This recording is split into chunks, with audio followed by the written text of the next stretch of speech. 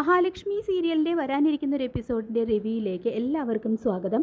അങ്ങനെ ഇത്തവണ മേഘൻ്റെ കരുണക്കുറ്റി അടിച്ചു പൊട്ടിച്ച് താലിമാലയും അയാളുടെ മുഖത്തേക്ക് വലിച്ചെറിഞ്ഞ് കമലേശ്വരം തറവാട്ടിലേക്ക് തന്നെ തിരികെ ചെല്ലുകയാണ് മഞ്ജു ഒരു ഓട്ടോയിൽ കരഞ്ഞു കലങ്ങിയ മുഖവുമായിട്ട് വന്നിറങ്ങുന്നത് കാണുന്ന ദുർഗ, എന്താ മോളെ നീ വല്ലാതിരിക്കുന്നത്? അവനെവിടെ മേഘൻ? മോളെന്താ ഒരു മുന്നറിയിപ്പുമില്ലാതെ വന്നത്? ഇവിടുത്തെ വിശേഷം വല്ലതും നീ അറിഞ്ഞായിരുന്നോ? കണ്ണൻ്റെ ഇടത് കാലിനു കൂടി ചലനശേഷി കിട്ടിയെന്നെല്ലാം ദുർഗ പറയുമ്പോൾ മറ്റുള്ളവരുടെ നന്മ മാത്രം ആഗ്രഹിക്കുന്ന മനസ്സാണ് കണ്ണേട്ടൻ്റേത്. അതാണ് കണ്ണേട്ടന് ഇത്ര പെട്ടെന്ന് ചികിത്സയുടെ ഫലം കിട്ടിയത് എന്നെല്ലാം മഞ്ജു പറയുമ്പോൾ മോളെന്താ ഇങ്ങനെയൊക്കെ പറയുന്നത്? നീ വീണ്ടും മേഘനുമായി വഴക്കിട്ടോ എന്നെല്ലാം ദുർഗ ചോദിക്കുന്നുണ്ട് കേട്ടോ. അപ്പം മഞ്ജു പറയുന്നുണ്ട്, ഇനി എനിക്ക് അയാളുടെ കൂടെ ജീവിക്കാൻ വയ്യമ്മേ.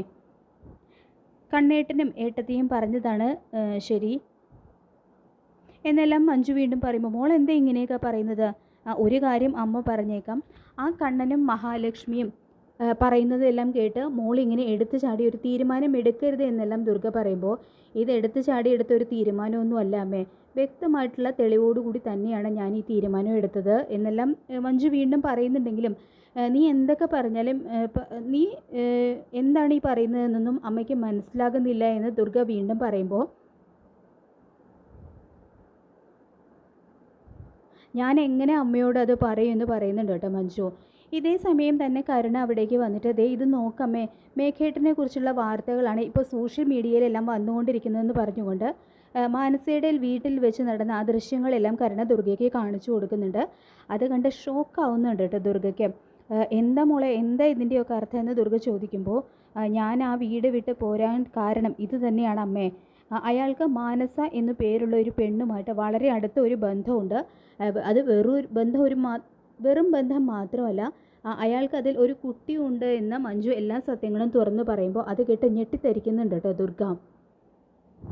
അപ്പോൾ ദുർഗയ്ക്കാണെങ്കിൽ അത് ഒട്ടും ഉൾക്കൊള്ളാനായിട്ട് കഴിയുന്നില്ല. അപ്പോൾ ദുർഗ വീണ്ടും മഞ്ജുവിനോട് പറഞ്ഞു കൊടുക്കുന്നുണ്ട്, മോളെ മേഘൻ നല്ലൊരു പയ്യനാണ്, അവനെ ആരെങ്കിലും കുടുക്കിയതായിരിക്കും എന്നെല്ലാം പറയുമ്പോൾ ഈ വീഡിയോ മാത്രമാണ് ഞാൻ കണ്ടിരുന്നത് എങ്കിൽ ഒരു പക്ഷേ അമ്മ പറഞ്ഞത് ഞാൻ വിശ്വസിച്ചേനെ. പക്ഷേ അതിന് മുൻപ് തന്നെ ഞാൻ എല്ലാം നേരിട്ട് കണ്ടതാണ്.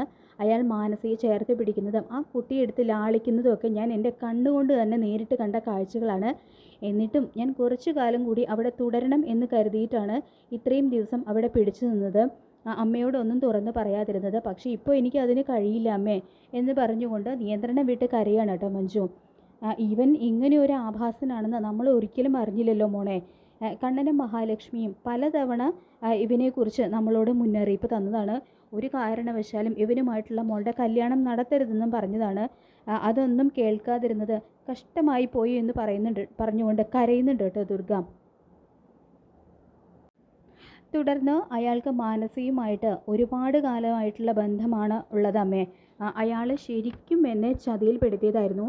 എനിക്ക് കിട്ടാൻ പോകുന്ന സ്വത്തുക്കൾ മാത്രമായിരുന്നു അയാളുടെ ലക്ഷ്യം എന്ന് പറയുമ്പോൾ എൻ്റെ മോളുടെ ജീവിതം തകർന്നല്ലോ എന്ന് പറഞ്ഞുകൊണ്ട് വീണ്ടും പൊട്ടി കരയുന്നുണ്ട് ദുർഗ. കണ്ണനെയും മഹാലക്ഷ്മിയെയും തമ്മിൽ വേർപിരിക്കാൻ വേണ്ടിയിട്ട് നമ്മൾ എന്തൊക്കെ ചെയ്തു, അതിനുള്ള ശിക്ഷയാണ് നമുക്ക് കിട്ടിയതെന്ന് പറയുമ്പോൾ എല്ലാത്തിനും എനിക്ക് കണ്ണേട്ടൻ്റെ കാല് പിടിച്ച് മാപ്പ് പറയണം, ഇനി കണ്ണേട്ടനെ കുരുതി കൊടുക്കാനായിട്ട് എനിക്ക് കഴിയില്ല എന്ന് പറയുമ്പോൾ മോള് വിഷമിക്കാതിരിക്കുക, കണ്ണൻ വരട്ടെ, നമുക്കിതിന് എങ്ങനെയെങ്കിലും ഒരു പരിഹാരം ഉണ്ടാക്കാം എന്ന് പറയുന്നുണ്ട് കേട്ടോ ദുർഗ. വാമേട്ടൻ കൂടി അറിഞ്ഞിട്ടാണോ എന്നോട് ഈ ചതി ചെയ്തത് എന്ന് എനിക്ക് അറിയണമെന്നും ദുർഗ പറയുന്നുണ്ട്.